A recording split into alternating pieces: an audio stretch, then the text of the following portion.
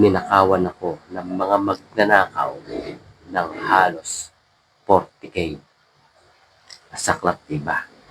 Sobrang sisi ako nun. Hindi ko alam kung sino ang mga tumira sa aking pera. Kaya naghagalap ako ng gantong kaliit na mini CCTV.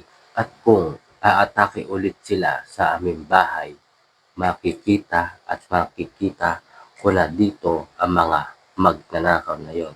Dahil mamomonitor at mare-record na sila dito sa aking mini CCTV. At ang maganda rito, napakaliit lang nila. Hindi kaagad makikita ng mga magnanakaw. At kung sakaling titira agad ang mga magnanakaw na yun, tama-tama ito. Dahil ilalagay ko lang ito sa mga gilid-gilid ng aming bahay at sigurado ako hindi kaagad nila ito mapapansin. At ayun, for sure, makikilala at makikilala ko na ang mga, kaya kung wala kang ganitong mini CCTV, bumili ka na para sigurado at safe ang bahay nyo. O, check out mo na. Nasa Yellow Basket na lang yan. Ayan.